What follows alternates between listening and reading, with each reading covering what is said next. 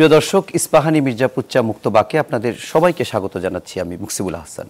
আমরা আজকে যে বিষয়টি নিয়ে আলোচনা করব সেটি হচ্ছে সুষ্ঠু নির্বাচনে ইসির সক্ষমতা নিয়ে প্রশ্ন। আর এই বিষয়ে আলোচনা করার জন্য আমরা স্টুডিওতে তিনজন অতিথিকে আমন্ত্রণ জানিয়েছি। আমরা শুরুতেই তাদের সঙ্গে পরিচিত হব। একেবারে ডানে রয়েছেন বিএনপির সহ স্বনির্বাচন বিষয়ক সম্পাদক সাবেক সংসদ সদস্য নীলুফার চৌধুরী মনি।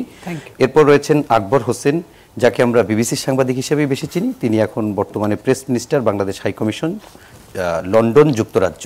এবং সর্ববামে রয়েছেন আরিফুল ইসলাম আদিব, সিনিয়র যুগ্ম আহ্বায়ক, জাতীয় নাগরিক পার্টি এনসিপি। আপনাদের তিনজনকেই স্বাগত জানাচ্ছি আজকের আলোচনায়। আমরা যে শুরুতেই যেটি বলেছিলাম যে আজকে আমাদের আলোচনার বিষয় হচ্ছে ইসির সক্ষমতা নিয়ে প্রশ্ন। আমরা এটি আলোচনার বিষয় নির্ধারণ করেছি এ কারণে যে আমরা দেখলাম যে জুলাই ঘোষণাপত্র হলো, তারপর জুলাই সনদে প্রণয়ন হলো, সেখানে রাজনৈতিক দলগুলো সই করলো, এবং গণভোটের তারিখ কবে হবে এবং জুলাই সনদের আসলে বাস্তবায়ন প্রক্রিয়া কি হবে সেটি অন্তর্বর্তী সরকার একটা স্পষ্ট তার সিদ্ধান্ত জানিয়ে দিয়েছে। আবার অন্যদিকে আমরা দেখছি আন্তর্জাতিক অপরাধ ট্রাইব্যুনালে আমরা দেখছি যে যুদ্ধ অপরাধের বিচার প্রক্রিয়াও চলছে, এবং দুদিন আগে ক্ষমতাচ্যুত প্রধানমন্ত্রী এবং সাবেক স্বরাষ্ট্রমন্ত্রী তাদের মৃত্যুদণ্ড দিয়ে একটি রায় হয়েছে। তার মানে আমরা একদিকে বলতে পারি যে জুলাই সংস্কার এবং অন্যদিকে বলতে পারি বিচার, দুটি এখন দৃশ্যমান। নির্বাচনের পথে হাঁটছে বাংলাদেশ অনেকটি বলা যায়, কারণ আমরা দেখছি যে রাজনৈতিক দলগুলোর সঙ্গে যে আলোচনা তার চতুর্থ দিনে আজকে বিএনপি, জামাত, এনসিপি সহ 4টি রাজনৈতিক দলের সঙ্গে আজকে নির্বাচন কমিশন বসেছিল এবং আলোচনা করেছিল, এবং সেখানে বিভিন্ন রাজনৈতিক দল, বিশেষ করে বিএনপি এক ধরনের প্রস্তাব দিয়েছে, জামাত আর এক রকমের প্রস্তাব দিয়েছে, এনসিপিও বেশ কিছু প্রশ্ন তুলেছে। এরকম প্রেক্ষিতেই আমরা আসলে আজকের বিষয়টি এরকম নির্ধারণ করেছি যে ইসির সক্ষমতা নিয়ে প্রশ্ন। আমি একেবারে শুরুতেই আকবর ভাইয়ের কাছে একটু যেতে চাই। সেটি হচ্ছে যে প্রধান উপদেষ্টা আজকে একটি বক্তব্য দিয়েছেন, এবং সেই বক্তব্যটি নিশ্চয়ই আপনার চোখে পড়েছে। সেই বক্তব্যের একটি অংশ আপনাকে আমি একটু কোট করে শোনাই। তিনি বলেছেন, এখন নির্বাচনের সময় আমরা প্রস্তুত। ফেব্রুয়ারির প্রথমার্ধে ভোটের তারিখ ঘোষণা করা হয়েছে। আমাদের সামরিক বাহিনী, পুলিশ এবং আইন প্রয়োগকারী সংস্থার সহায়তা প্রয়োজন। আকবর ভাই, আমার প্রশ্ন হচ্ছে, সম্প্রতি যে আরপিও অর্থাৎ গণপ্রতিনিধিত্ব আদেশ সেটি সংশোধনী করে আইন শৃঙ্খলা বাহিনীর ভেতরেই সামরিক বাহিনীকে সংযুক্ত করা হয়েছে। তো স্বাভাবিকভাবে নির্বাচনে সব বাহিনী কাজ করবে, তারপরেও আবার এই যে প্রধান উপদেষ্টা তাদের সহায়তা চাচ্ছে, স্বাভাবিকভাবেই তো তারা সহায়তা করবে। এই যে আরো গুরুত্ব দিয়ে তাদের সহায়তা চাওয়া, এটি কি চলমান আইন শৃঙ্খলা পরিস্থিতির কারণেই, মানে এইভাবে চলতে থাকলে সুষ্ঠু নির্বাচন শঙ্কায় পড়তে পারে, এরকম বাস্তবতায় কিনা? না, দেখুন, আইন শৃঙ্খলার কিছু বাস্তবতা তো আছেই, ওইটা তো একেবারে উড়িয়ে দেওয়া যাবে না, এটা প্রথম কথা। আর দ্বিতীয় কথা হচ্ছে, বাংলাদেশে সাধারণ নির্বাচনে, যেটাকে আমরা সংসদ নির্বাচন বলি, সংসদ নির্বাচনে সেনাবাহিনীর ভূমিকা, মানে ল অ্যান্ড অর্ডার মেনটেন করার ক্ষেত্রে, ভোট কেন্দ্রের নিরাপত্তা এবং সেখানে শান্তি শৃঙ্খলা বজায় রাখার ক্ষেত্রে সেনাবাহিনীর বা সামরিক বাহিনীর বিভিন্ন জায়গায় কিন্তু নৌবাহিনীও মোতায়েন করা হয় উপকূলীয় জায়গাগুলোতে। তাদের ভূমিকা অত্যন্ত গুরুত্বপূর্ণ, এটা অস্বীকার করার কোনো উপায় নেই। এবং আপনি দেখবেন যে বাংলাদেশের অতীতের সবগুলো নির্বাচনে সেনাবাহিনী কিন্তু মোতায়েন করা হয়েছিল, এবং বাংলাদেশের এই নির্বাচনের শান্তি শৃঙ্খলা বজায় রেখে আমরা কতটা একটা ক্রেডিবল ইলেকশন করতে পারবো সেটার সঙ্গে কিন্তু আমাদের আইন শৃঙ্খলা রক্ষাকারী বাহিনীর একটা সক্ষমতার প্রশ্ন জড়িত আছে। কারণ আপনি জানেন যে প্রায় 45,000-এর মতো ভোট কেন্দ্র থাকবে পুরো বাংলাদেশে, এবং যেহেতু একদিনে ইলেকশনটা হচ্ছে, 45,000 ভোট কেন্দ্র প্লাস ভোটার সংখ্যা 10 কোটির বেশি, আমি যতদূর জানি 10 কোটির বেশি। তো এটা বিরাট একটা এক্সারসাইজ, এবং এখানে কিন্তু ওই যে আইন শৃঙ্খলা বাহিনীর দিক থেকে শতভাগ সক্রিয় অবস্থা না থাকলে পরে একটা অবাধ, সুষ্ঠু এবং বিশ্বাসযোগ্য নির্বাচন অনুষ্ঠান করাটা কঠিন হয়ে পড়বে। নির্বাচন তো শুধু আইন শৃঙ্খলা রক্ষাকারী বাহিনী করে না, এর সঙ্গে সিভিল অ্যাডমিনিস্ট্রেশন জড়িত আছে। সেটা আপনি বলতে পারেন যে ডিসি, ইউএনও বা নির্বাচন কমিশনের কর্মকর্তারা আছেন। এবং প্রধান উপদেষ্টা যেটা বলছেন যে এটা নির্বাচনের প্রস্তুতি উপলক্ষে বিভিন্ন বাহিনীর জন্য মোটিভেশনাল অনেক কিছু কথা তিনি বলবেন, গভর্নমেন্ট কি এক্সপেক্ট করে, কারণ এই সরকার তো এই নির্বাচনের পার্টি না। সো তারা একটা ক্রেডিবল ইলেকশন অনুষ্ঠান করতে চাচ্ছেন, এবং প্রধান উপদেষ্টা যেটা বলেছেন যে সবচেয়ে একটা ভালো নির্বাচন বাংলাদেশের ইতিহাসে তিনি উপহার দিতে চান। তো সেই প্রেক্ষাপটে উনি ওনার যে চাহিদাগুলো সেগুলো উনি কনভে করছেন, যাতে করে বিভিন্ন আইনশৃঙ্খলা রক্ষাকারী বাহিনী বা সামরিক বাহিনীর দিক থেকে পূর্ণ সহযোগিতা এবং তাদের যে কাজ যেগুলো করার দরকার সেটা যেন সরকার পায়, লাভ করে। এটা দেশের জন্য চাওয়া, সবার জন্য চাওয়া, সেই বিষয়গুলো প্রধান উপদেষ্টা বলছেন। একবার এর সঙ্গে আরেকটা প্রশ্ন একটু করি, যে আমরা যে মুহূর্তে এখানে আলোচনা করছি তার কিছুক্ষণ আগেই আপনার পল্লবী থানার সামনে 4টি ককটেল বিস্ফোরণ হয়েছে, সেখানে 3 জন আহত হয়েছে। কিছুক্ষণ আগে, হয়তো আধা ঘন্টা আগে, রামপুরা টিভি সেন্টারের সামনে ব্রিজের পাশে একটি বাসে আগুন দেওয়া হয়েছে। মানে আইন শৃঙ্খলা পরিস্থিতি এখন কি উদ্বেগজনক না? নির্বাচনের সময় কেন, এখন থেকেই কেন আরো গুরুত্বপূর্ণ রোলে আমরা আইন শৃঙ্খলা বাহিনীকে দেখতে পাচ্ছি না? না, অবশ্যই দেখুন, এই ককটেল বিস্ফোরণগুলোর সঙ্গে কারা জড়িত সেটা তো আমরা এখনই বলতে পারছি না, বাট এটা একটা অনুমান করা হচ্ছে যে যেই পতিত রাজনৈতিক দল বাংলাদেশে গণ অভ্যুত্থানের মুখে ক্ষমতাচ্যুত হয়ে পালিয়ে গেছে, তাদের সমর্থক বা তাদের কিছু কর্মীদের এটা কর্মকাণ্ড, কর্মীরাও করছেন না, তারা কিছু পয়সা পাতি খরচ করে এই কাণ্ডগুলো করাচ্ছেন। এবং এই পতিত রাজনৈতিক দল তারা সর্বতোভাবে চেষ্টা করবে বাংলাদেশের জন্য এই নির্বাচনটা অনুষ্ঠিত না হয়। তারা কিন্তু অলরেডি ঘোষণা দিয়েছে, আপনারা দেখেছেন যে তাদেরকে ছাড়া নির্বাচন করা যাবে না। আচ্ছা, গত 16 বছর বাংলাদেশে কোনো নির্বাচন হয়নি,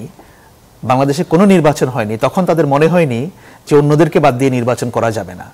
ভালো কথা, এখন তারা গণ অভ্যুত্থানের মুখে ক্ষমতাচ্যুত হয়েছে। এখন তাদের এই যে একটা অবস্থান, যে নির্বাচন যত সামনে এগিয়ে আসবে, আমার আশঙ্কা এখানে নীলুফার চৌধুরী মনিয়াপ্পা এবং আরিফুল ইসলাম আদিব দুজনেই আছেন, এনসিপি এবং বিএনপি, ওনারা আমার চেয়ে ভালোই বলতে পারবেন যে পরিবেশটাকে একটা ঘোলাটে করার একটা চেষ্টা কিন্তু থাকবে যাতে করে এই নির্বাচনটা না হয়। সুতরাং এই ক্ষেত্রে আমার মনে হয় যে পলিটিক্যাল পার্টিগুলোর একটা সজাগ অবস্থান থাকা দরকার। আর আওয়ামী লীগের কথা বলছেন, আওয়ামী লীগের কিন্তু এই যে আগুন নিয়ে খেলা করা, অগ্নিসন্ত্রাস, সেটা নতুন কিছু না। এই আওয়ামী লীগই শেরাটন হোটেলের সামনে বাসে গান পাউডার দিয়ে, দোতলা বাস জ্বালিয়ে দিয়ে 11 জনকে পুড়িয়ে মেরেছিল। এই কথা আপনারা জানেন। এবং তাদের যে চরিত্র, আগামী 500 বছরেও এই চরিত্র পরিবর্তন হওয়ার কোনো লক্ষণ দেখা যাচ্ছে না, কারণ তাদের কাছে ক্ষমতাটাই মুখ্য বিষয়। ইদার বাংলাদেশে তারা ক্ষমতায় থাকবে, আর নাহলে কেউ থাকতে পারবে না। তারা তো সবসময় ওই নীতিতে চলতো এবং সেই নীতির কোনো পরিবর্তন তারা করছেন না। সুতরাং এই নির্বাচনকে বাধাগ্রস্ত করার জন্য যা যা করার দরকার তার সবকিছুই তারা করবে। বাট আমার কাছে বিষয়টা, যেটা মুখ্য বিষয়, সেটা হচ্ছে যে এক্সিস্টিং আমাদের যেসব পলিটিক্যাল পার্টিগুলো আছে তারা যেন একজোট থাকেন এবং এই নির্বাচনটা যেন অবাধ, সুষ্ঠু, শান্তিপূর্ণ একটা নিরপেক্ষ নির্বাচন অনুষ্ঠিত হতে পারে, সেই পথে আমাদের আগাতে হবে। ওকে, আপনার কাছে পরে জানতে চাবো যে রাজনৈতিক দলগুলো নাইলে একজোট থাকলো, রাজনৈতিক দল যদি ভিন্ন ভিন্ন থাকে, সরকার আইন শৃঙ্খলা পরিস্থিতি আরো একটু উন্নতি করতে কি করতে পারে? কেননা মানুষ তো আতঙ্কে থাকতে চায় না। আমি মনিয়াপা আপনার কাছে একটু আসতে চাই। আজকে আপনি নিশ্চয়ই জানেন, আপনার বাংলাদেশ জাতীয়তাবাদী দল বিএনপি নির্বাচন কমিশনে গেছে, সেখানে ডক্টর আব্দুল মঈন খানের নেতৃত্বে 3 সদস্যের প্রতিনিধি ছিল এবং সেখানে তারা নির্বাচন কমিশনকে বেশ কিছু বিষয়ে প্রস্তাব দিয়েছে, পরামর্শ দিয়েছে সুষ্ঠু নির্বাচনের জন্য। তার ভিতরে একটি এরকম যে ইসির নিজস্ব কর্মকর্তা, রিটার্নিং কর্মকর্তা এবং সহকারী রিটার্নিং কর্মকর্তার দায়িত্ব দেওয়ার প্রস্তাব জানিয়েছে। এবং মঈন খানের ভাষায় যদি বলি, একবার সাহস করে এই সিদ্ধান্ত নেন যে রিটার্নিং অফিসার আপনাদের নির্বাচন কমিশন থেকে থাকবে, অ্যাসিস্ট্যান্ট রিটার্নিং অফিসার আপনাদের নির্বাচন কমিশনের ডেডিকেটেড লোকেরা হবেন। এই একটা সিদ্ধান্তের মাধ্যমে বাংলাদেশের রাজনীতিতে গুণগত পরিবর্তন আসবে। আমার প্রশ্ন হচ্ছে যে এমন প্রস্তাব কি বাস্তবায়নযোগ্য? ইসির কি সেই সক্ষমতা আছে যে তার নিজস্ব লোক দিয়ে এই ডিসি প্যারালাল এরকম পদমর্যাদার, আমরা সাধারণত জানি যে উপসচিব পদমর্যাদায় হচ্ছে ডিসিরা থাকেন, সেই পদমর্যাদায় মানে নির্বাচন কমিশন কি তার লোকবল দিয়ে এটি করতে পারবে? ধন্যবাদ আপনাকে। যারা শুনছেন আমার শুভেচ্ছা, অভিনন্দন। আমার সহ আলোচক বৃন্দকে শুভেচ্ছা। দেখেন, এটা সত্যি এটা কষ্টদায়ক এবং কঠিন একটা কাজ। কষ্টদায়ক না, কঠিন একটা কাজ, কষ্টকর।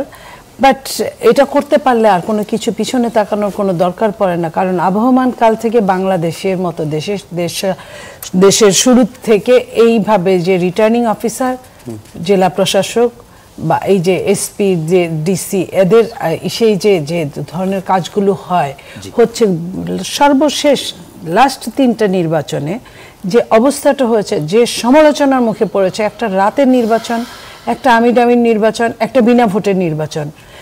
প্রশাসন যারা ক্যাডার, এই ক্যাডার বেস প্রশাসন, তারা জনগণের সার্ভেন্ট হিসেবে কাজ করার কথা, তারা কিনা কোনো রাজনৈতিক নেতার সার্ভেন্ট হিসেবে কাজ করার কথা না।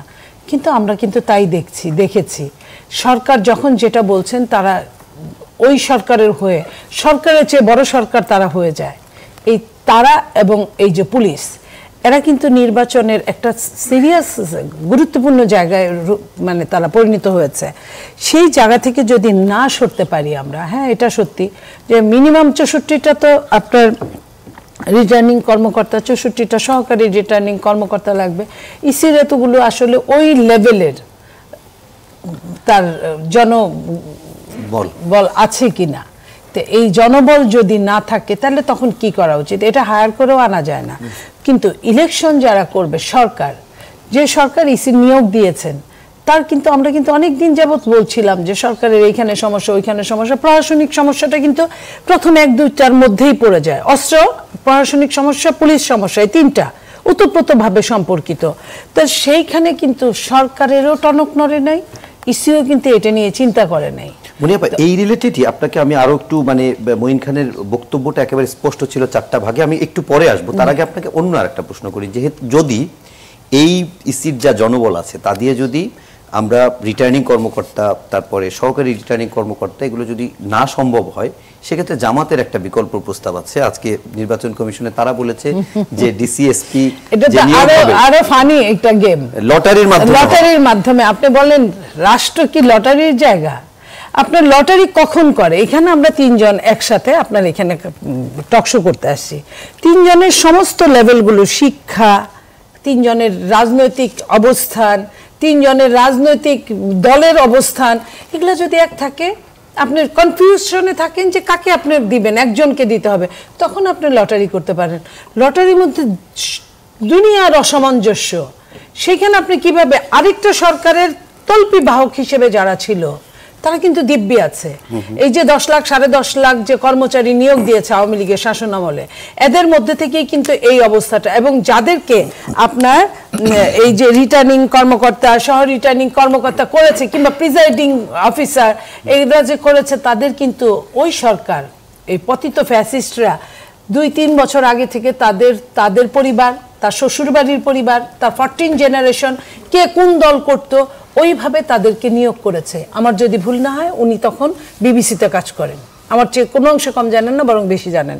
তো সেই জায়গায় আপনি এই মানুষগুলোকে এত এত ছেবে ছেবে তারা তুলে নিয়ে আসছে, এই মানুষগুলোই কিন্তু এখনো ডিসি হচ্ছে, এই মানুষগুলোই কিন্তু এখনো এসপি হচ্ছে, এই মানুষগুলোই কিন্তু এখনো আপনার প্রিজাইডিং অফিসারের জন্য রেডি থাকছে, কলেজের প্রিন্সিপাল বা যেখানে যাদেরকে নিয়ে আসা হয়। তাহলে আপনি কিভাবে এটা? আমি আপনার সাথে একমত। এখন আমার কথা হচ্ছে যে এটা কি খুব বেশি ডিফারেন্স হবে? যে ধরেন আমি ধরে নিলাম আপনার ভাষ্যমতে যে একজন ফ্যাসিস্টের দোষর, সে এখন ডিসি হলো রাঙামাটি, এখন তাকে কি ময়মনসিংহে ডিসি করলে খুব বেশি পরিবর্তন হবে কিনা? ময়মনসিংহের সমস্যাটা একই হবে। এবং তাদের কিন্তু একটা চেইন আছে, আমাদের রাজনৈতিক দলের চেইন নাই, কিন্তু তাদের চেইন আছে। তারা কি করে? ফাইল ওয়ার্ক করে, ফাইলে নাম লিখে দিয়ে যায় যে আকবর নামে যে লোকটা অমুক দল করে, সে কিন্তু লোক ভালো না। মনি নামে যে মহিলাটা আছে, তাকে কিন্তু ওরা বাকি 2 জন কোনো সুযোগ দিবে না।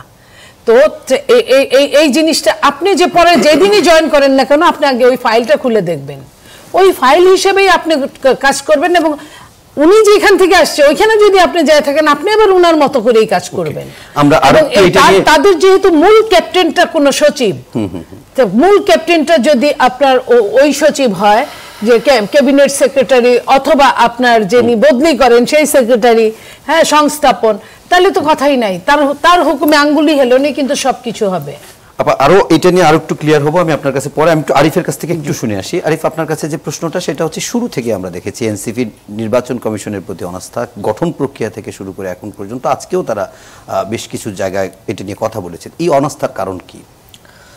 প্রথমত বিষয় যেটি হয়েছে, আপনার ইসি গঠন হয়েছে তখন আমাদের নাগরিক পার্টি ছিল না, তখন নাগরিক কমিটি ছিল। আর মনে আছে আমরা সংবাদ সম্মেলন করে বেশ কিছু বিষয় আমরা অ্যাড্রেস করেছিলাম। প্রথম অ্যাড্রেসটা ছিল যে দেখেন, এই সরকার দায়িত্ব নেওয়ার পরেই বেশ অতি দ্রুত 6টি সংস্কার কমিশন করেছিল, তার ভিতরে একটা ছিল নির্বাচন সংস্কার কমিশন।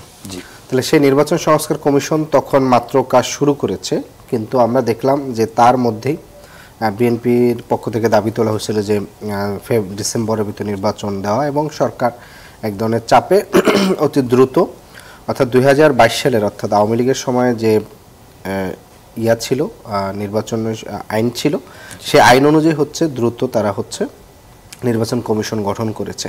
তাহলে আপনি একই সাথে একটা হচ্ছে সংস্কার কমিশন করছেন, সেই সংস্কার কমিশন যে প্রস্তাবনা রেডি করেছিল সেই প্রস্তাবনা আসলে কখন আপনি হচ্ছে ইমপ্লিফাই করবেন আর কখন হচ্ছে আপনি এটাকে হচ্ছে আপনি মতামতটা গ্রহণ করবেন। এবং যেটি হয়েছে যে ওই সময় যারা এটার দায়িত্বে ছিলেন নির্বাচন সংস্কার কমিশনের, এটা তো হেড ছিলেন বদিউল আলম মজুমদার ভাই এবং আরও অনেকেই গুরুত্বপূর্ণ সদস্য ছিলেন, আমাদের জায়েদ ভাইও ছিলেন ওই সংস্কার কমিশনে, যদিও এখন আর সেই সংস্কার কমিশনের পক্ষে সে আর বলেন না। তো যাই হোক, তো এই জায়গা থেকে তাহলে এই যে সংস্কার কমিশন যে প্রস্তাবগুলো রেডি করছে সেটা কিন্তু রেডি করার পূর্বের আইন অনুযায়ী হচ্ছে তারা তাদের যাত্রা শুরু করছে। এবং সেক্ষেত্রে যেটি হয়েছে যে দেখেন 5ই আগস্টে তো বাংলাদেশের একটা রাজনীতির বড় ধরনের ট্রান্সফরমেশন হয়েছে এবং এর পূর্বে যে দলগুলোকে নিবন্ধন দিয়েছিল সেই নিবন্ধনগুলো হচ্ছে রাষ্ট্রের ভিতরে ডিপ স্টেটের কাছ থেকে সিগন্যাল নিয়ে নিবন্ধনগুলো দেওয়া হতো। একটু আমরা সামনে আগাই, ধরেন আপনাকে যদি একটু এভাবে করে জিজ্ঞেস করি যে তখন আপনারা স্পষ্টভাবে এই নির্বাচন কমিশনের পদত্যাগ দাবি করেছিলেন, কিন্তু এখন আপনারা পদত্যাগের কথা বলছেন না, কিন্তু আপনারা বিভিন্ন সমস্যার কথা বলছেন, বিএনপির পোস্টারে আমরা খুব স্পষ্ট করে বলছি যে ইসির সক্ষমতা, সততা এবং হচ্ছে তার নিরপেক্ষতা এইগুলা নিয়ে আমরা মূলত প্রশ্ন তুলছি এবং এই প্রশ্নটার এই তিনটার সাপেক্ষে মূলত তার পদত্যাগ বা অন্যান্য বিষয়গুলো আমাদের আসছিল। সক্ষমতার নিয়ে এখনো প্রশ্ন আসছে আপনি দেখতে পাচ্ছেন এবং নিরপেক্ষতার ক্ষেত্রে দেখেন আপনি যেই আজকে যেটা বললেন মঈন ভাইয়ের যে কোডটা যে ইসি নিজস্ব কর্মকর্তারাই হচ্ছে রিটার্নিং কর্মকর্তার দায়িত্ব পালন করবেন, এখন যারা করেন ডিসি এবং হচ্ছে উপজেলা পর্যায়ে হচ্ছে ইউনোরা দায়িত্ব পালন করছে। তা উনি পরেই ব্যাখ্যাটা বলছেন যে ডিসি, ওসি, এসপি এদের বাটনটা হচ্ছে প্রধানমন্ত্রীর কার্যালয়ে থাকে, তাহলে এখন প্রধানমন্ত্রীর কার্যালয়ে আছেন কে? ডক্টর মোহাম্মদ ইউনূস আছেন। তার মানে ওনারা যেটা বুঝাইতে চাচ্ছেন যে ডক্টর ইউনূসের চেয়ে প্রধান নির্বাচন কমিশনের প্রতি ওনারা বেশি ট্রাস্ট ফিল করতেছেন কিংবা হচ্ছে সেফ ফিল করতেছেন। আমি যদি অন্য আঙ্গিকে বিষয়টা এটা ঠিক না, না এটা যখন যার দায়িত্ব সেটা না, এটা দায়িত্ব না, এটা তো হচ্ছে আপনারা তার পূর্বে তারা কি দায়িত্ব তুলছিল যে অন্তর্বর্তীকালীন সরকারের তত্ত্বাবধায়ক মডেলে চলে যেতে হবে। এই যে মডেলের দাবি করা এবং আপনার নির্বাচনী কর্মকর্তারা হচ্ছে ইসির করা, কারণ এখানে একটা গুরুত্বপূর্ণ বিষয় ঘটছে যে ওই যে নির্বাচন সংস্কার কমিশন যখন তাদের প্রস্তাবনাগুলো দিয়েছিল এর মধ্যে বেশ কিছু প্রস্তাবনা ছিল নতুন করে, সেই প্রস্তাবনাগুলো যেই পয়েন্টে ইসি দ্বিমত পোষণ করছে ইন্টারেস্টিংলি অনেকগুলোর সাথে বিএনপিরও দ্বিমতের কাছাকাছি মিলে গেছে। এই যে মিলে যাওয়া ইসির দ্বিমতের সাথে বিএনপি দ্বিমত, ইসির অনেকগুলা প্রস্তাবে যেমন বলেছিল যে আপনার সীমানা নির্ধারণের জন্য আলাদা একটা কমিটি করার প্রস্তাব দিয়েছিল নির্বাচন সংস্কার কমিশন, এরপরে বলেছিল যে নির্বাচন কমিশনে যারা কর্মকর্তা নিয়োগ হবেন সেই নিয়োগ প্রক্রিয়া নিয়ে তারা একটা আলাদা বডি করতে বলছিল, তারপরে আপনার হচ্ছে যে এখানের সীমানা নির্ধারণের ক্ষেত্রে দায়িত্ব বলছিল, এরকম বেশ কিছু প্রস্তাবনা দিয়ে বুঝলাম। কিন্তু সেইটার কারণেই কিন্তু আমরা তখন এটার প্রশ্ন তুলেছিলাম যে এই ইসির যে বেশ কিছু জায়গায় তার নিরপেক্ষতার একটা বিষয়। আরেকটা গুরুত্বপূর্ণ বিষয় দেখেন, আমাদের দলের প্রতীক দেওয়ার ক্ষেত্রে পুরো যে প্রক্রিয়াটা এটা কি করলো যে পুরো প্রক্রিয়ায় প্রায় 6 মান্থ অলমোস্ট 4 মান্থ মিনিমাম পুরো পলিটিক্সে আমাদেরকে হচ্ছে এক ধরনের বিধিব্যস্ত রেখেছে ইসি। তাহলে একই সাথে আপনি ইলেকশনের জন্য আমাকে বলতেছেন, ইলেকশনে যাওয়ার জন্য বলতেছেন, কিন্তু এখন পর্যন্ত ধরেন আমার মার্কার ডেমোর মানে ডিজাইনটা কি হবে সে মার্কারটা কিন্তু এখন আমরা পাচ্ছি না, অথচ আমার বলা চলে 80 দিন কি 90 দিন পরে নির্বাচন। তাহলে আপনি একটা নতুন যে রাজনৈতিক দলগুলো উঠে আসছে, শুধু নট অনলি ধরেন এনসিপি, আপনি আরো নতুন যে দলগুলো এই অভ্যুত্থান পরবর্তীতে নতুন জায়গায় রাজনীতিটা করতে চাচ্ছে তাদের ক্ষেত্রে কিন্তু অনেকের ক্ষেত্রে এই ধরনের এই যে জটিলতাটা ঘটছে। আচ্ছা, এই জটিলতাগুলো নিয়ে আমরা একটু আলোচনা করব, বিশেষ করে আরো কয়েকটা বিষয় আপনার কাছে জানতে চাবো যে ইসির প্রতি আপনাদের অনাস্থা শুরু থেকেই থাকলে আস্থায় আসবে কিভাবে, বা তাদেরকে আপনারা মেনেই নিচ্ছেন নাকি মানবেন না, সেই বিষয়গুলো নিয়ে জানবো। আমি একটু আকবর ভাই আপনার কাছে যেতে চাই। নির্বাচন নিয়ে আমরা বেশ কিছু আলাপ করছিলাম এবং সেখানে বিএনপির একটি প্রস্তাব নিয়ে আলোচনা করছিলাম যে বিএনপি বলছে যে রিটার্নিং কর্মকর্তা এবং সহকারী রিটার্নিং কর্মকর্তা সেটি নির্বাচন কমিশন থেকে দেওয়া, যদি সেটি দেওয়া সম্ভব হয় তাহলে সেটি অবশ্যই ভালো হবে, কিন্তু যেহেতু সেটির সক্ষমতা আছে কিনা এরকম একটি প্রশ্ন আছে। আবার জামাতের পক্ষ থেকে লটারি করে করতে বলছে, আসলে এটা দুইটার মাঝখানে কিছু করা সম্ভব কিনা বা কি আসলে স্ট্যান্ডার্ড হতে পারে? না দেখুন, এই যে নির্বাচন কমিশনের কর্মকর্তাদেরকে রিটার্নিং অফিসার করা এই কথাটা কিন্তু অনেক আগে থেকে মানে চালু ছিল, বিশেষ করে আরও প্রায় 7-8 বছর আগে থেকেই বিভিন্ন নির্বাচন বিষয়ক গবেষক বা সিভিল সোসাইটি গ্রুপসগুলো বলছিল যে প্রশাসনের যে অবস্থা সেখান থেকে বেরিয়ে এসে যদি নির্বাচন কমিশন স্বাধীন হয় এবং তাদের কর্মকর্তারা যদি ভোট নিতে পারেন সেটাই সবচেয়ে ভালো হয়। এবং আমরা খেয়াল থাকবে যে এরকম একটা টেস্ট কেস হয়েও ছিল নারায়ণগঞ্জের ইলেকশনে, জেসমিন টুলি নামক একজনকে নারায়ণগঞ্জ বা চট্টগ্রামে মানে কয়েকটা জায়গায় হয়েছে। পরে আপনার বিভিন্ন সিটি কর্পোরেশন নির্বাচনে রিটার্নিং কর্মকর্তা বেশিরভাগ ক্ষেত্রেই নির্বাচন কমিশন নিজেই দিয়েছে ছিলেন, ওটা তারা টেস্ট করেছিলেন এবং সেগুলোর ফলাফল যাই হোক মোটামুটি কম বেশি ভালো খারাপ মিলিয়ে এসেছে। এখন বিএনপি একটা রাজনৈতিক দল, বড় রাজনৈতিক দল, তাদের দাবি তারা তুলতেই পারেন। ওনাদের দৃষ্টিভঙ্গি থেকে যেটা ভালো মনে হয়েছে ওনারা সেটা তুলে ধরেছেন। ওনারা যদি মনে করেন যে না অন্য কোনো বিষয়ে আমার কিছু অবজেকশন আছে, সে অবজেকশনগুলো তারা তুলে ধরেছেন। এগুলো তো ইলেকশন কমিশনের কাছেই বলতে হবে এবং তারা সেগুলোকে অ্যাড্রেস করবে, কিংবা তারা কতটা করবে সেটা তারা বলতে পারবে। আপনি যেটা বললেন যে সক্ষমতার প্রশ্ন, বিএনপি যে দাবিটা তুলেছে এখন নির্বাচন কমিশন হয়তো এটাকে যাচাই বাছাই করে দেখতে পারে যে ওয়েল তাহলে আমাদের সে পরিমাণ লোকবল আছে কিনা, যদি থাকে তাহলে সেটা করতে পারে। এটি ইলেকশন কমিশনের বিষয়। আর আরেকটা বলছিলেন যে জামায়াত ইসলামীও দাবি তুলছে যে লটারির মাধ্যমে হওয়া। এখন যে কোনো রাজনৈতিক দল, বিএনপি, জামায়াত, এনসিপি বা অন্য আরও যারা রাজনৈতিক দল আছে, আপনি দেখবেন যে যত নির্বাচন এগিয়ে আসবে তফসিল পর্যন্ত, ইভেন ইলেকশনের আগের দিন পর্যন্ত নানা ধরনের দাবি, নানা ধরনের ইলেকশনের দিনও থাকবে। এটা খুবই স্বাভাবিক। এবং সেখানে যেটা হয়েছে যে আসলে এটা সবগুলো পলিটিক্যাল পার্টি চায় যে একটা প্রেশার যদি তারা ক্রিয়েট করতে পারে সেখান থেকে তারা বেস্ট জিনিসটা যদি তারা বের করে আনতে পারে। অর্থাৎ আপনি একটা জিনিস চাইলেন, সেখান থেকে কনসেশন করে কতটা আপনি আদায় করতে পারেন, এটা একেবারে খারাপ কিছু না আমি বলবো। আচ্ছা, আমি একটু ক্লিয়ার হতে চাই। ধরেন জামাতের সেক্রেটারি জেনারেল মিয়া গোলাম পরর তিনি বলেছেন এই সপ্তাহের মধ্যে অনেক ডিসিকে রদবদল করা হয়েছে। এটার পেছনে মনে হয় যেন কোনো একটা ডিজাইন করে একটা উদ্দেশ্যে এই কাজটা কোনো জায়গা থেকে হচ্ছে, অর্থাৎ বোঝাই যাচ্ছে কি মিন করতে চাচ্ছে। এরকম যখন অভিযোগ জামাতের, ঠিক তেমনি বিএনপির অভিযোগও, আমি একটু পরে সেই অভিযোগটায় আসবো, যে এরা এই ডিসি এই সবাইকে দিয়ে যদি করা হয় তার প্রতিও কোনো যেন আস্থা নাই। তাহলে মানে আমি আরেকটু আপনাকে স্পষ্ট করি যে আমাদের দেশে নির্বাচন কমিশন স্বাধীন একটি প্রতিষ্ঠান, কিন্তু সরকারের সাপোর্ট ছাড়া বা সরকারের আন্তরিকতা ছাড়া যে নির্বাচন কমিশন কিচ্ছু করতে পারে না, সেটি আমরা অনেকবার দেখেছি। তো এখন সরকার আর নির্বাচন কমিশনের ক্ষেত্রে আস্থা কারো প্রতি বেশি, কারো প্রতি কম কাজ করছে কিনা? নির্বাচনের ক্ষেত্রে ডিসি এবং ইউএনওদের ভূমিকা অত্যন্ত গুরুত্বপূর্ণ, এটা তো অস্বীকার করার কোনো উপায় নেই। এখন জামায়াত ইসলামী বলুন, বিএনপি বলুন কিংবা এনসিপি বলুন, তাদের যদি ডিসি এবং ইউএনওদেরকে নিয়ে কোনো আপত্তি থাকে, আমার মনে হয় সেই আপত্তিটাকে স্পেসিফিকলি তোলা। ধরেন আপনার যদি মনে হয় যে ঠিক আছে আকবর হোসেনকে নিয়ে আপত্তি, তাহলে আপত্তিটা কেন, বা এরকম 10 জনকে নিয়ে আপনার আপত্তি আছে বা 30 জনকে নিয়ে আপনার আপত্তি আছে, আপনি একটা তালিকা করেন, তালিকা করে আপনি স্পেসিফিকলি বলেন যে লোক ওনাদের ব্যাকগ্রাউন্ড এই, তারা অতীতে এই রোল প্লে করেছিল, তাদের রাজনৈতিক মতাদর্শ এই, আমরা তাদের কাছ থেকে ভালো কিছু আশা করতে পারি না। সুতরাং ওইটা যদি করা হয়, আমার ধারণা যে চিফ অ্যাডভাইজার্স অফিস বা ইলেকশন কমিশন এটাকে নিশ্চয়ই এটাকে অ্যাড্রেস করবেন। কিন্তু ধরুন আপনি সুইপিং অ্যালিগেশন করে খুব একটা লাভ নাই। আপনি যদি বলেন যে না এই যে যাদেরকে নিয়োগ দিচ্ছে সবাই হচ্ছে আমরা পছন্দ করি না, এখন আপনি শুধু একটা কথা বললে তো হবে না যে আমি পছন্দ করি না। আমি যে কেন পছন্দ করি না, আমার যুক্তিটা কি, সেটা তো আমাকে দিতে হবে। ধরেন আপনি পছন্দ করেন, আপনি কংক্রিট এভিডেন্স নিয়ে সামনে আসতেন যে এই যে আমি তালিকা দিলাম, দেখেন এই 30 জনকে নিয়ে আমার এই আপত্তি আছে। তো সেটা যদি সরকার অ্যাড্রেস না করে, তখন গিয়ে আপনি বলতে পারেন, আপনি ক্রেডিবিলিটি নিয়ে প্রশ্ন তুলতে পারেন, নিউট্রালিটি নিয়ে প্রশ্ন তুলতে পারেন। সুতরাং আমি আবারও সেটা বলবো যে রাজনৈতিক দলগুলোর তরফ থেকে আপত্তি থাকবে, বিভিন্ন বিষয় তারা উত্থাপন করবেন এবং তাদের উত্থাপন করাটা অন্যায় কিছু না, দোষের কিছুও না। রাজনীতি একটা প্রতিযোগিতার বিষয়, নির্বাচন তার চেয়েও বেশি প্রতিযোগিতার বিষয়। সবাই চাইবে যে কী করে আমি নির্বাচনের ক্ষমতা জয়লাভ করে আমি ক্ষমতায় আসতে পারবো।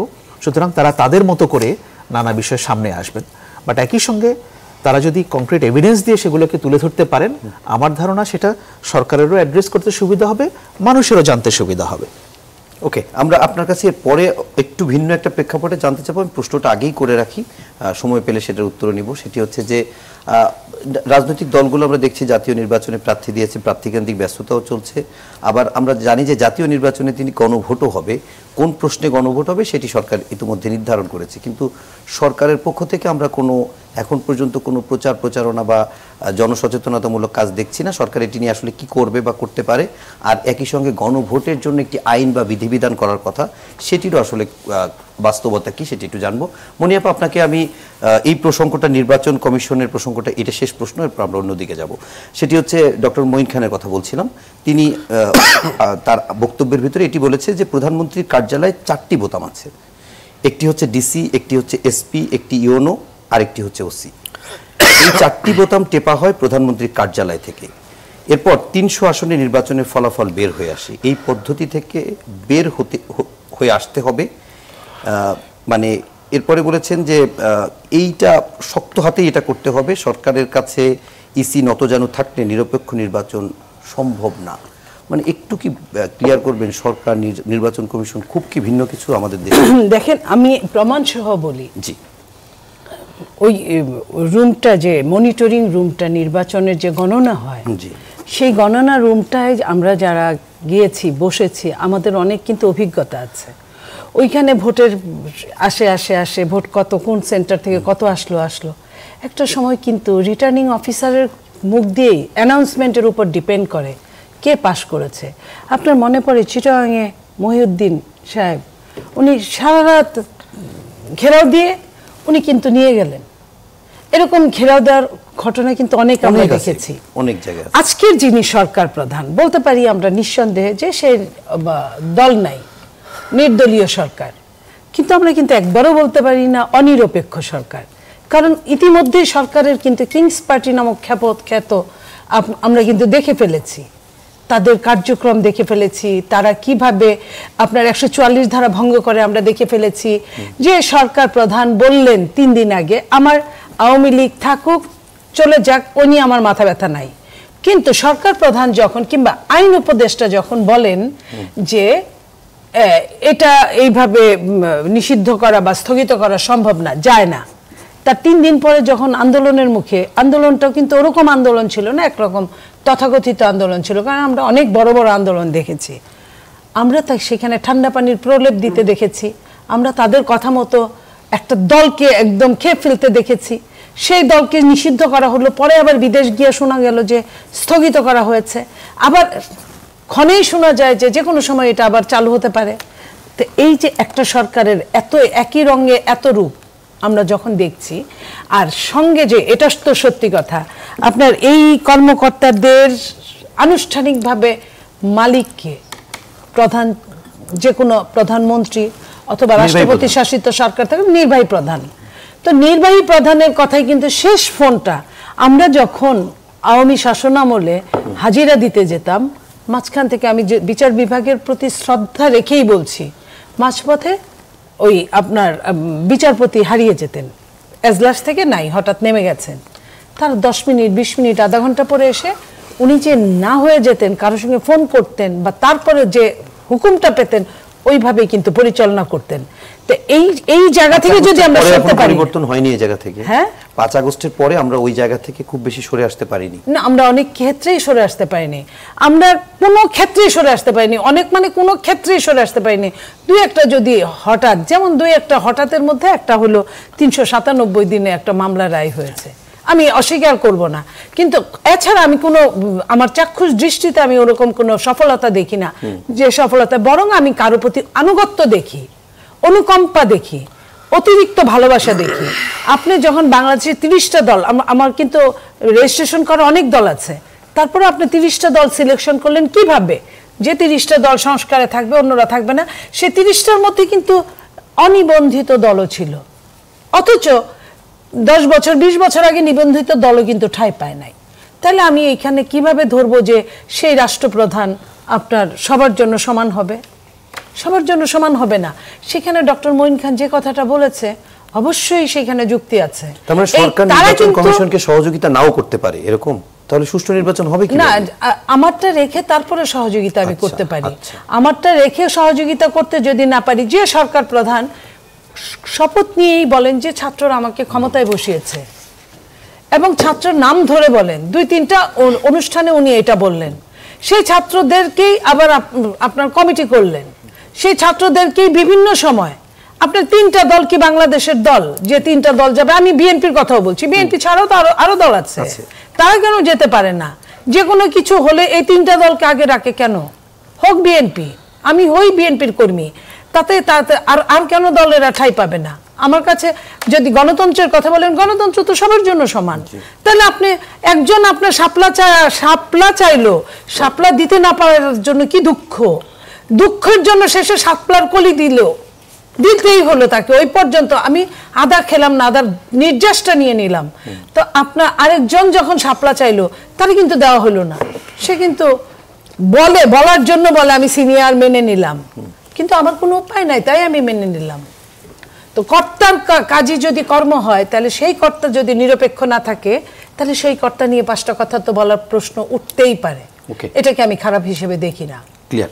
আমরা একটু আরিফ আপনার কাছে একটু জিজ্ঞেস করি, আগেরবার আলোচনাটা কিছুটা ইনকমপ্লিটও ছিল, আপনি সেটা শেষ করবেন এবং সেই সাথে একটি জিনিস জানবো যে আজকে আপনাদের যে প্রতিনিধি দলটা সম্ভবত জহিরুল ইসলামের নেতৃত্বে গিয়েছিল এবং সেখানে তিনি গণমাধ্যমের সঙ্গে বেশ কিছু কথা বলেছেন এবং তার একটি বড় জায়গা হচ্ছে নির্বাচনী আচরণবিধি নিয়ে কথা বলেছেন এবং নির্বাচন আচরণবিধির পাশাপাশি বিএনপির পোস্টারে খালেদা জিয়ার ছবি থাকবে নাকি তারেক রহমানের ছবি থাকবে নাকি দুইজনেরই থাকবে, আর এতটুকু যদি নির্বাচন কমিশন মানে কন্ট্রোল করতে না পারে তাহলে নির্বাচন কিভাবে করবে, সেই প্রশ্নগুলো তুলেছেন। সেই সাথে বলেছেন আচরণবিধির মাধ্যমে কাঠামোগত অল্প কিছু প্রতিষ্ঠিত ব্যক্তি এবং রাজনৈতিক দলকে সুবিধা দেওয়ার চেষ্টা হয়েছে, মানে এটা এখন শুধু না, সবসময় আচরণবিধির মাধ্যমে এটি হয়।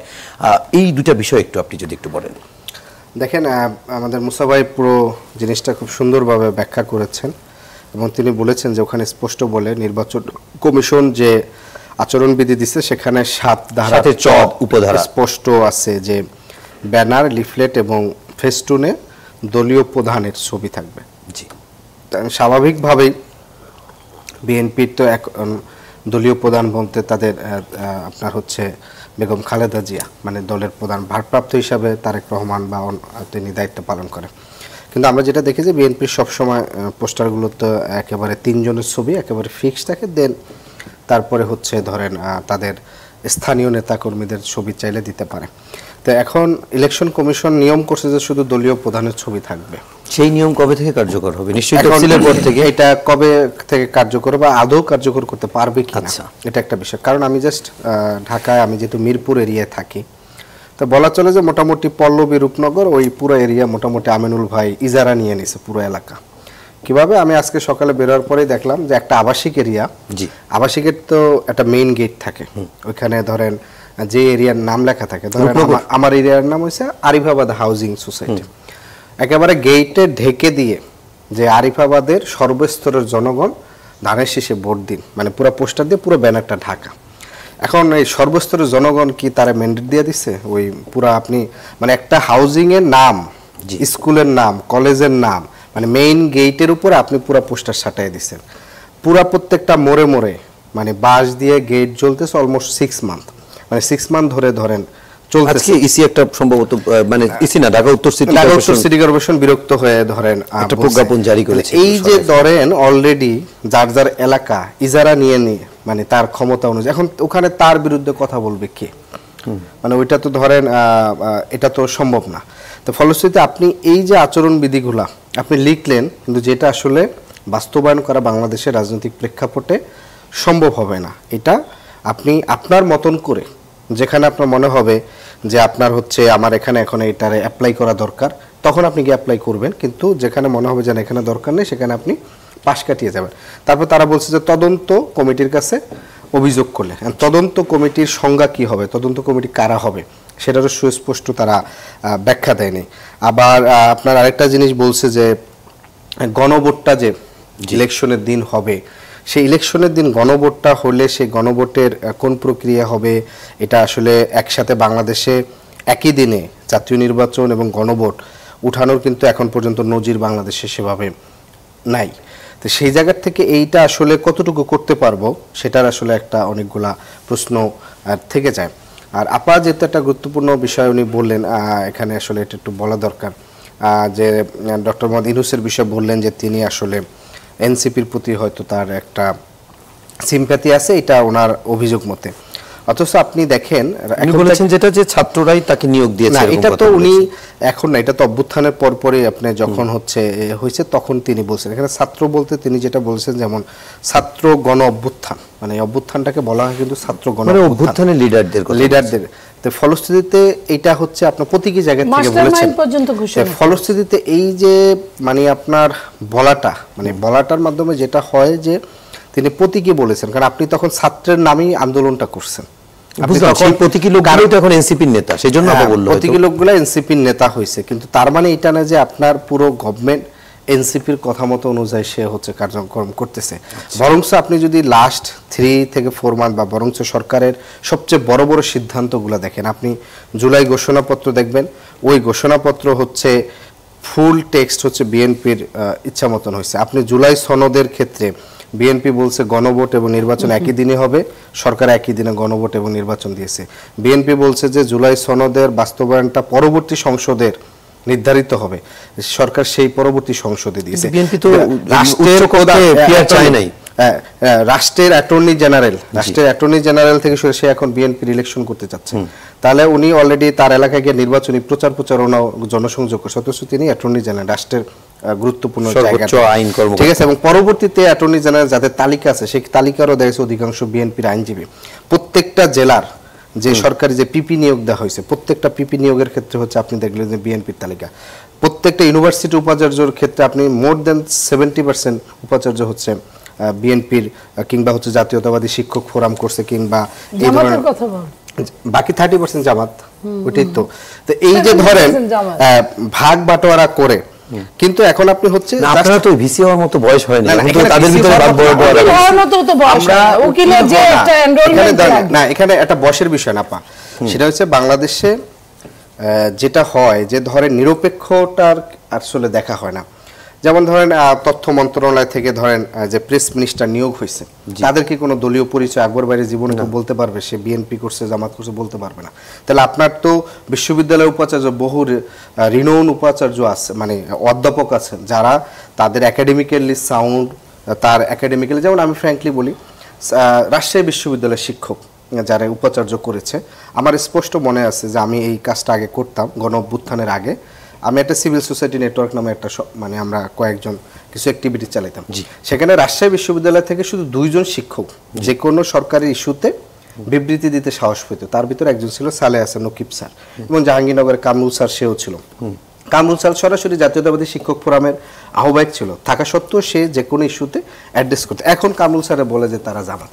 তাহলে এই যে ধরেন মানে বিএনপির সিদ্ধান্ত না মানলেই তাকে জামাত বলা কিংবা হচ্ছে বিরোধী দলের বলাটা, এটা কিন্তু তার, অথচ তার দলের আহ্বায়ক ছিল মানে সংগঠনে।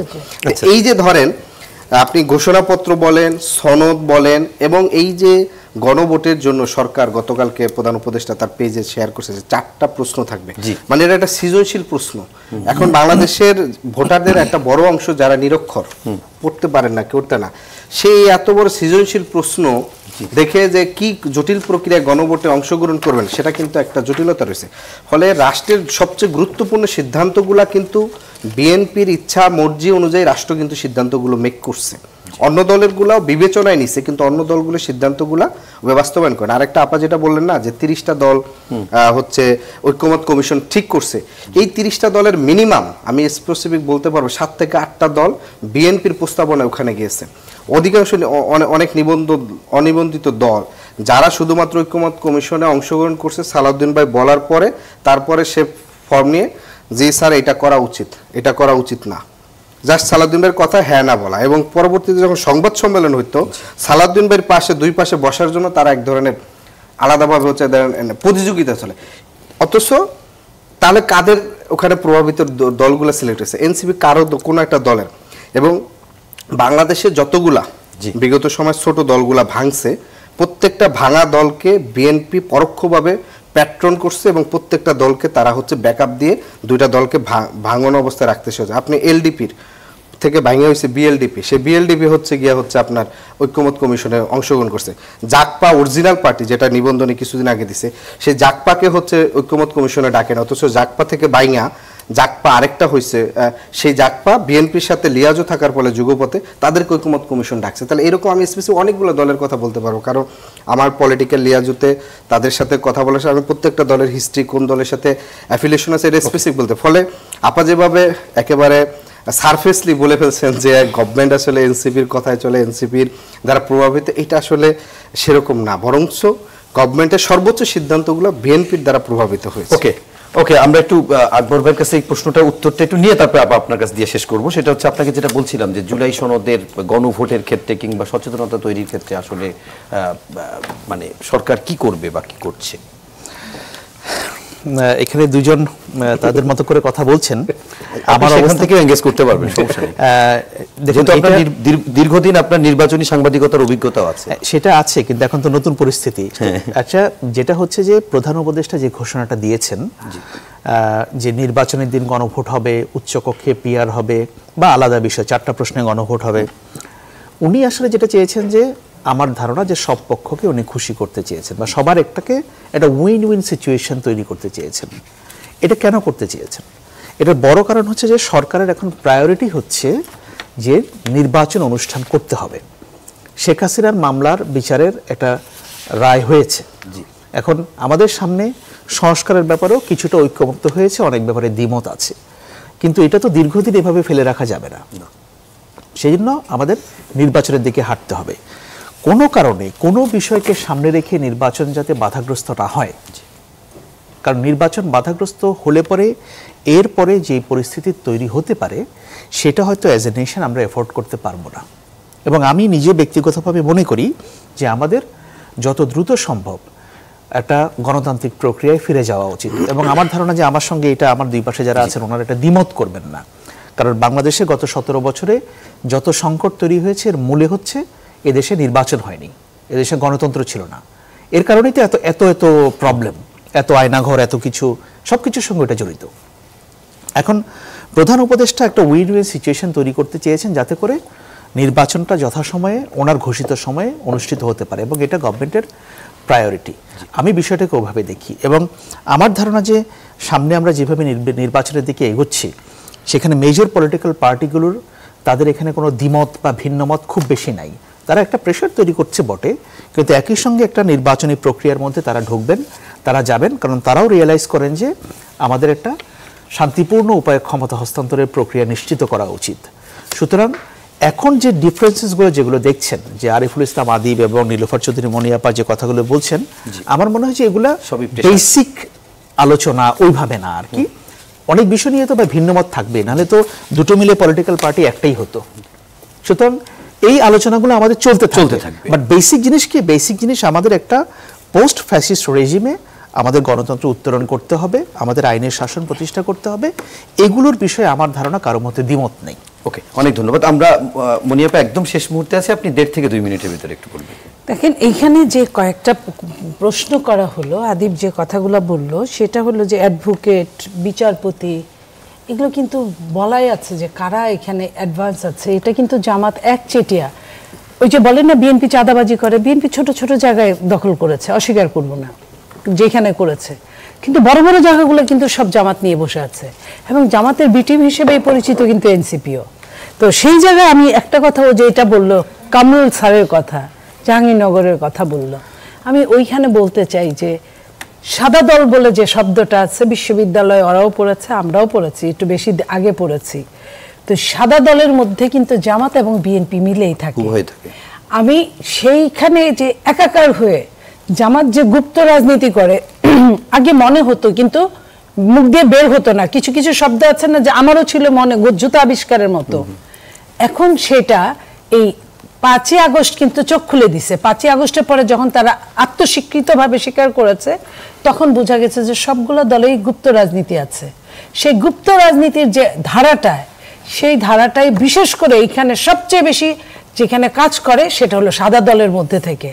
একটা হলো বলে আমি অরিজিনাল সাদা দল, মানে আমি অরিজিনাল বিএনপি, আরেকটা হলো আমি জামাত বিএনপি। তো আপনি এটার কি করবেন? এইখানে আপনাকে নিজে থেকে কিওর না হলে অনেকখানি আমরা মনে করি, আমি কোনো একটা বিশ্ববিদ্যালয়ের ভিসির কথা আমি বলতে পারি যে ভিসির বাবা এক সময় বিএনপি করতো, বিএনপির নেতা ছিল, বিএনপির এমপি ছিল, কিন্তু সে জামাত ঘেঁষা, সে কখনোই বিএনপির কোনো মিটিং মিছিল কোনো কিছুতে কোনো বুদ্ধি দেওয়া কোনো পরামর্শ দেওয়া কিচ্ছু করে না। তো এই যে আমি যেটা জানি এটা আমি আপনার সঙ্গে আজকে বললাম, নাম ছাড়া বললাম, কিন্তু আপনার এটা ওরাও আমার চেয়ে আরো বেশি জানে, কারণ ওরা ইউজ টু, ওরা কয়েকদিন আগে বিশ্ববিদ্যালয়ে ওরা আন্দোলন করেছে সামনের কাতারে থাকে, কিন্তু ওদের এই ছোট ছোট মানুষগুলা এত বেশি শিখে ফেলছে বয়সের আগে। সত্যি এটা রাষ্ট্রের জন্য যেমন সুখকর, 10% যদি সুখকর হয় 90% অসুখকর, কারণ এই যে অপবুদ্ধিগুলা পরবর্তীতে যদি ইমপ্লিমেন্ট করে দেশের 12টা বেজে যাবে। অনেক অনেক ধন্যবাদ। আমরা আজকে আর আলোচনা বাড়াতে পারছি না। একটু বলে দিই, বলে ফেলছেন জামাতের বি টিম, ঠিক আছে। এখন আমি যদি বলি যে আওয়ামী লীগের বি টিম তো না, আওয়ামী লীগের বি টিম হওয়ার চেষ্টা করতেছে বিএনপি, তাহলে সেটা তো বিএনপি না, এখানে জামাত হয়ে গায় কে কার বি টিম সেই আলোচনা আগানো। কিন্তু জামাত, আমি এটা শেষ করি, যখন বলছে আমরা সব ক্ষমা করে দিলাম, ক্ষমা যখন সব আসে এবং ক্ষমা না চাইতেই ক্ষমা, এটা কিন্তু ডেঞ্জারাস থিং। অনেক অনেক অনেক ধন্যবাদ নীলুফার চৌধুরী মনি, আকবর হোসেন এবং আরিফুল ইসলাম আদিব, এবং সেই সঙ্গে দর্শক আপনাদেরকেও ধন্যবাদ জানাচ্ছি কষ্ট করে রাত জেগে এতক্ষণ অনুষ্ঠান দেখার জন্য। সবাই ভালো থাকবেন, সুস্থ থাকবেন, শুভরাত্রি।